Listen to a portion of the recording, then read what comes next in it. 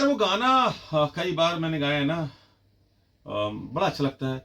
चाहे जो तुम्हें देखो यार, मेरे साथ दिक्कत यही है। अब दिक्कत क्या है यही मैं बताऊंगा। हाय एफएम बोले तो रेडियो सिटी 91.9 एफएम से मैं हूं फैजान आपके साथ। और देखो क्या है ना कि गाना गाना ये अच्छी सबकी बस की बात नहीं है, लेकिन जिसकी बस की बात है वो इस वक्त हमारे साथ स्टूडियो में मौजूद है। Big hand for Rajat Anand, Indian Idol 6 fame. बहुत बहुत वेलकम है आपका रेडियो सिटी स्टूडियो में। so और ये जो गाना मैं गा रहा था यार, जिसमें मेरा गले का बैंड बज गया, ये मैं चाहूंगा कि आपके गले से भी मुंह निकले वो दो शब्द, वो दो लाइन। बिल्कुल। चाहे जो तुम्हें पूरे दिल से मिलता है वो मुश्किल से, ऐसा जो कोई कहीं है, बस वो ही सब से हंसी है।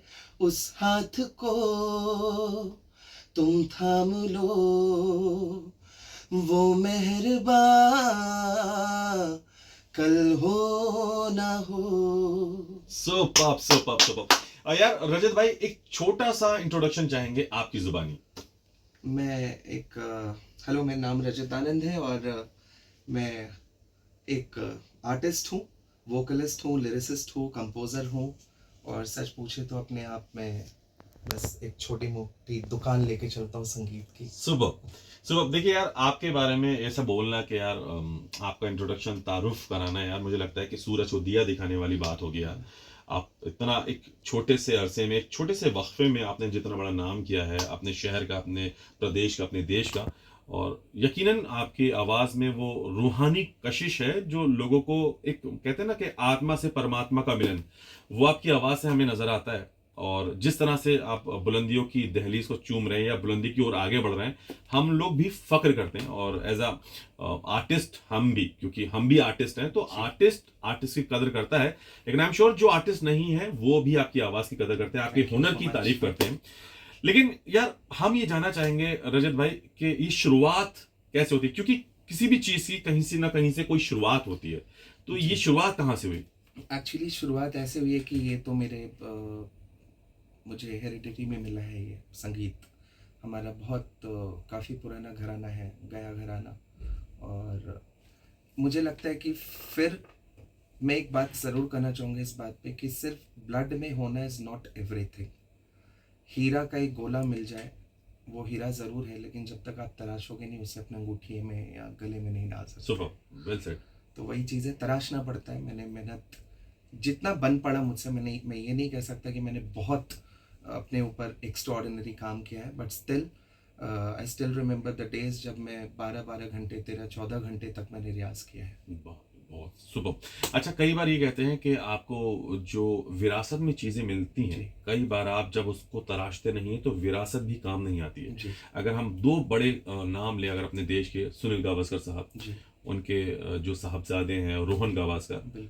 सुनील गावस्कर एक बड़ा नाम, लेजेंड। रोहन गावस्कर वो नाम नहीं कर पाए। सचिन तेंदुलकर और उनके बेटे युवराज।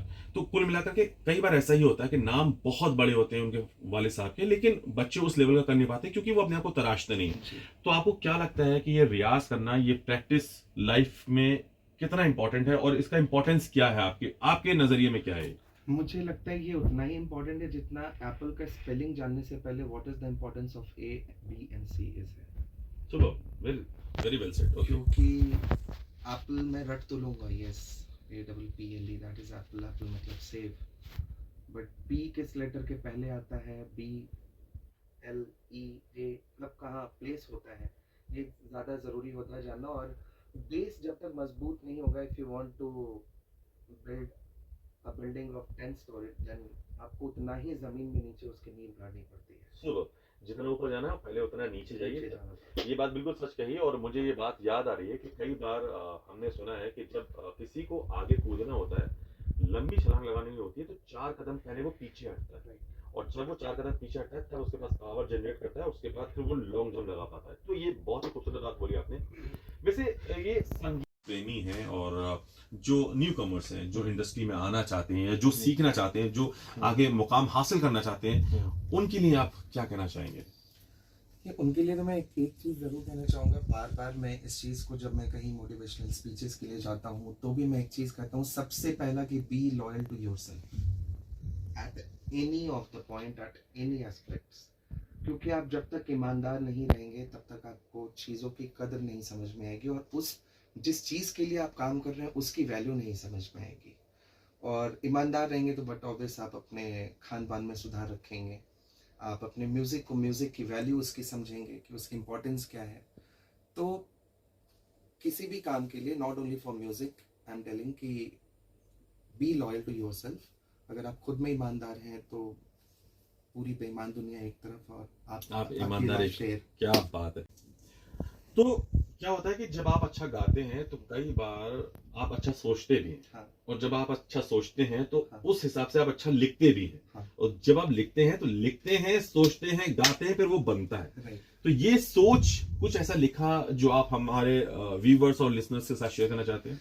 मैं ज़रूर करना चाहूँगा। एक हालांकि लोग बहुत कभी आगे बढ़ने के स्टेज पे या फिर आप एक पब्लिक फिगर होते हैं तो बहुत सारी चीज़ कॉन्फिडेंशियल रखते हैं, रखना भी चाहिए, बट कुछ चीज़ों को मैं समझता हूँ no, that should be like वो आउट होना चाहिए।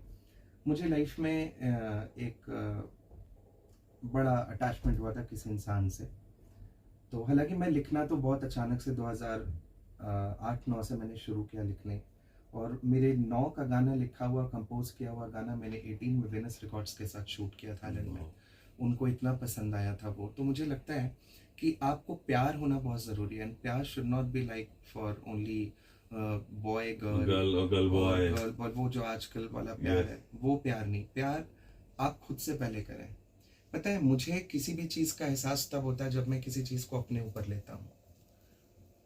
आप दयावान तब बन सकते हैं या क्रूएल तब बन सकते हैं जब आप ये सोचे कि ये काम मेरे साथ होता तो क्या होता। क्या बात है। तब आपके अंदर वो एक जागता है कि आपको फिर ये रिएक्ट आप करते हैं। तो मुझे लगता है मैंने कभी किसी से बहुत प्यार किया था, और दी अटैचमेंट हुआ, फिर हम लोग अलग हुए एट अ गुड नोट और a bad note, what ever you can say. तो वहाँ पे मुझे एक दिन मैंने एक लाइन लिखी थी। हालांकि मैं बहुत ज़्यादा पंजाबी जानता हूँ, कोशिश करता हूँ सारी लैंग्वेजेस को पढ़ने जी, का, जी। सीखने का। Very nice. तो मैंने एक लाइन लिखा था कि मैं रब नू पुछना चाहना हाँ, जे कट्ठे दो दिल किवें तोड़िया। ओह, क्या बात है यार। मतलब मैं मैं भगवान भगवान से से ये पूछना पूछना चाहता हूँ कि एक साथ दो दो दिल दिल कैसे तोड़ा। तो मैं रब नू पुछना चाहना हाँ, जे कट्ठे दो दिल किवें तोड़िया, एक लई तो लाज रख लेना सी। ओह, क्या बात है। किसी एक दिल के लिए तो कोई लाज रख लेते आप, क्या बात है। या तो बेईमान का लाज रख लेते या तो ईमानदार का लाज रख लेते। ओह, क्या बात है यार, वेल सेड, बहुत ही सुपर।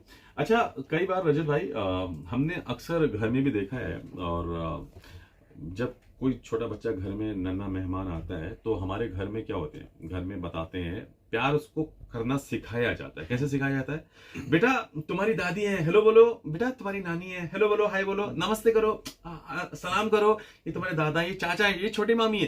प्यार करना सिखाया जाता है। लेकिन वही बच्चा जब बड़ा होकर खुद से प्यार कर लेता है तो फिर उस पर पहरे लग जाते हैं। उस प्यार के बारे में क्या कहेंगे? सर मैं इस पे दो चीज़ बोलना चाहूँगा, और दोनों बहुत इंपॉर्टेंट है। पहले आपका एक जवाब है कि उस प्यार के बारे में, कुछ प्यार ऐसा होता है ना सर कि वो हो जाता है, और किया जाने वाला प्यार प्यार नहीं हो सकता। अच्छा। मैं प्यार करता हूँ, मतलब मुझे तुम्हारे लिए वो फीलिंग लानी पड़ेगी, और जो चीज़ लानी पड़ती है उसको छोड़ना भी पड़ता है। वाह। तो वो आप उसको ऐसे देख सकते हैं कि वो एक मटेरियलिस्टिक चीज़ बन जाती है। मैंने डेवलप किया है और ये डेवलप हो गया, पता नहीं कैसे। तो जो हो जाता है ना वो रह जाता है, और जो किया जाता है वो बिक जाता है। बाप रे, बहुत बड़ी तगड़ी लाइन थी। बच्चे, मैंने वही बोला, वो बच्चे को जो सिखा रहे हैं ना प्यार, आप उस रिलेशन की इंपॉर्टेंस भी बताने की जरूरत नहीं है। आप कई बारी कुछ बच्चों को देखेंगे कि बेवजह किसी अनजान से वो अटैच रहता है, और घर में बात करते पता नहीं उससे क्या लगाव है इसको, वो जब आता है तो उसके गले में लिपट जाता है। तो ना वो हुआ है उसको, आपने नहीं बताया था कि वो आपका एक्स था या आपके वो पड़ोसी थे कभी। तो और मैं एक चीज और कहना चाहूंगा, थोड़ा ये लिंक्ड है बट थोड़ा सा इससे हटके है। हम कभी भी ये ना समझें कि छोटे बच्चे जो हम कभी देखते हैं कि यार ये बच्चा इतना बड़ा काम कैसे कर दिया, वो बच्चे ने नहीं किया है। मैं इस चीज़ को एक चीज़ बताना चाहूँगा कि शरीर का एक टाइम स्पैन होता है, वो मर सकता है, मगर सोल इज इमॉर्टल, राइट? कोई ज़रूरी नहीं है कि आपके पिताजी ने 60 साल की ज़िंदगी जी ली और बच्चा अभी हुआ है तो 2 साल का बच्चा है और 60 साल के पिताजी नहीं। हो सकता है इस बच्चे के अंदर जो सोल हो वो 800 साल पीछे ट्रैवल करके आया हो और पिताजी सिर्फ 500 साल ट्रैवल किए हों। तो इम्पॉर्टेंट रखता है सोल का, सोल की जो एक्सपीरियंसेस है वो बाहर आती हैं कई बारी बच्चों के थ्रू या बड़ों के थ्रू। जो हम बोलते हैं यार इस छोटे से बच्चे ने ये कारनामा किया, नो, उस बच्चे ने नहीं, उसके सोल ने ये कारनामा किया जिसके पास पिछले 800 साल पुराना एक्सपीरियंस था। सुपर। तो हम कभी भी ये नहीं, like we should and we have to concentrate on those things जिसके लिए आप हर दिन बस सवाल करते हैं लेकिन उसका जवाब खुद में ढूंढना नहीं चाहते हैं। राइट। और हमारे पास कई ऐसे सवाल हैं और कई ऐसे जवाब हैं। जब आप स्टडी करते हैं कुछ भी, आज के डेट में आप किसी की भी अच्छी बुक्स उठा के पढ़ लें, आपको बहुत सारी चीज़ ऐसी मिलेंगी जो डेली बेसिस पे कदम कदम पे रखने वाले पाँव के लिए एक आपको सवाल और जवाब मिलेगा। सुपर। मतलब ये इंटरव्यू यार किधर से शुरू किया था किधर चला गया यार, मुझे लग रहा है किसी और ही लेवल पर चला गया। वैसे मैं रजत भाई आपसे ये जानना चाहूंगा कि जो लोग रियाज करते हैं, हाँ। रियाज का पैटर्न क्या होना चाहिए अभी मौजूदा दौर में? मतलब मुझे लगता है कि यूट्यूब पर भी बहुत ज्यादा ट्यूटोरियल्स आपको मिलते हैं, बच्चे सीखते हैं, न्यू कमर जितने भी हैं जो इंटरेस्ट लेते हैं वो सीखते ही हैं। तो क्या बेस्ट मेथड होना चाहिए इसके लिए? देखिए, बेस्ट मेथड यही है कि रियाज का एक ही पैटर्न है, आपको संगीत के सुर को साधना पड़ेगा। नो मैटर्स आप इंग्लिश गाते हैं, आप गज़ल गाते हैं, आप सूफी गाते हैं, भजन गाते हैं, नागपुरी गाते हैं, कोई भी लैंग्वेज हो, कोई भी मौसीकी हो, आपको उस मौसीकी की जो बेस है ग्रामर उसको स्ट्रॉन्ग करना पड़ेगा। क्योंकि बिना उसको स्ट्रॉन्ग किए आप कहीं आप दो रे मी फा या सारे गा मा, स्वर वही है, सर भाई नाम अलग है, ना। आप उसको प्रोनाउंस अलग कर रहे हैं। तो पैटर्न तो यही होना चाहिए कि आप प्रयास ऐसा करो कि लाइक साधना है ये संगीत। आप बड़े बड़े खान साहब को सुनो, उस्ताद नुसरत फतेह अली खान साहब जो हैं यार, वो गा कैसे रहे हैं? एक तो मैंने बोला, आप जो पूछे ये कहाँ से कहाँ गई थी, एक तो वो सोल वाली बात दोनों है, उनकी वो एक्सपीरियंस प्लस इस जन्म में उन्होंने उसको और इन्हांस किया मेहनत करके, तो वो बने हैं उस्ताद नुसरत फतेह अली खान साहब। तो आपको रियाज का पैटर्न मुझे इतना ही पता है कि आप बेसिक सा रे गा मा पा धा नी सा, लोग बोल तो देते हैं कि यार मैं बड़ा ये इतना इजी सा सवाल है, मैं अगर बोल दूं अचानक से आप प्लीज तीव्र मा लगा दीजिए या ग गा लीजिए सीधा, तो आप ऑफ कोर्स आप स्केल ढूंढेंगे, लेकिन आपको अपने गले का एक टॉनिक पता होना चाहिए कि मेरा गला क्या मांगता है। तो साधना पड़ेगा। वो 12 स्वर जो हैं कोमल और शुद्ध और तीव्र मिला के, वही आपका सबसे बड़ा रियाज है।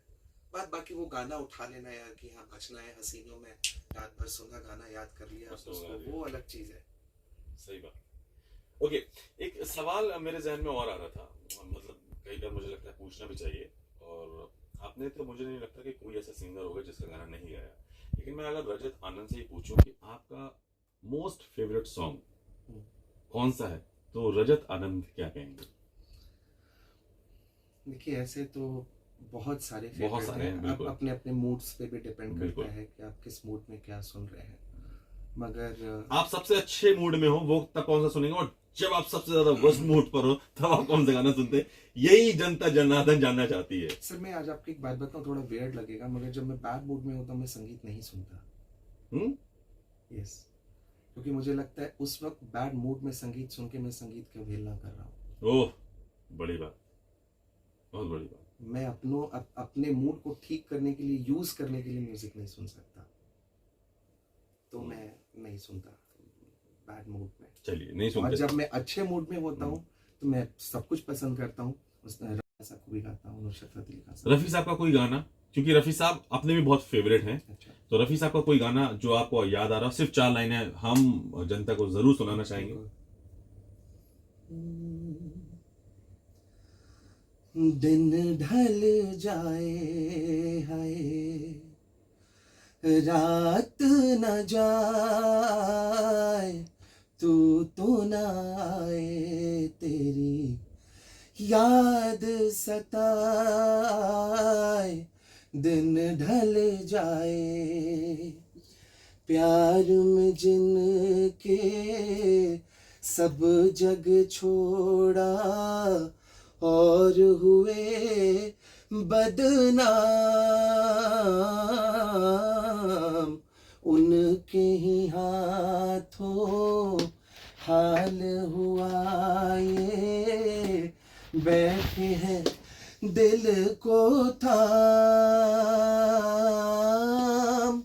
अपने कभी थे अब है पराए, दिन ढल जाए, हाय रात न जाए तू न आए, तेरी याद सताए। भाई साहब गूज़बम्प। मैं चाहता हूँ कि आप भी ताली मारें खुद के लिए, क्योंकि खुद को मोटिवेट रखना बहुत जरूरी है। बहुत बहुत ही खूबसूरत रजत भाई। रजत भाई, लास्ट में एक मैसेज हम जरूर चाहेंगे रजत आनंद से, जो हमारे जो रेडियो सिटी के माध्यम से तमाम लिसनर्स इस वक्त आपको सुन रहे हैं, उनको आप क्या मैसेज देना चाहेंगे? मैं इसको गा करके 2 लाइन वाह, और ये मैसेज देना क्या चाहूंगा बात है। कि बहुत बहुत बड़ी चीज है। गंगा गया गल मुकदी नैयो, पावे सो सो गोते खाइए, पर अजय तू बुलिया कुछ नहीं हो बनया, जे तू यार ने दीवा डाजी है। इसका मतलब है, चाहे आप गंगा में लाख गोते मार लो, चाहे आप मक्का मदीना चले जाओ, गुरु साहिब के दरबार चले जाओ, तब तक कुछ नहीं मिलेगा जब तक आप खुद से और अपने यार से दगाबाजी करते हो। ओह क्या बात है। इसका ये मतलब था कि प्यार करो, ईमानदार रहो और अपने हर काम से बहुत प्यार करके ईमानदारी से उसको करो, बहुत ऊंचा जाएंगे। सुपर, बहुत बहुत शुक्रिया। तो ये थे रजत आनंद, जो खूबसूरत बातें की और मुझे लगता है कि बहुत बड़ी बड़ी बातें हुई और मुझे लगता है कि बड़ी शख्सियत है। बहुत बहुत शुक्रिया हमसे मुलाकात करने के लिए। प्यार, thank you so much sir. और कुछ लास्ट में आप कुछ कहना चाह रहे हो? रग रग में सिटी, ओह रग रग में दौड़े सिटी। और हाँ, और सबको बहुत बहुत प्यार, और सुनते रहे 91.9 रेडियो सिटी। सुपर।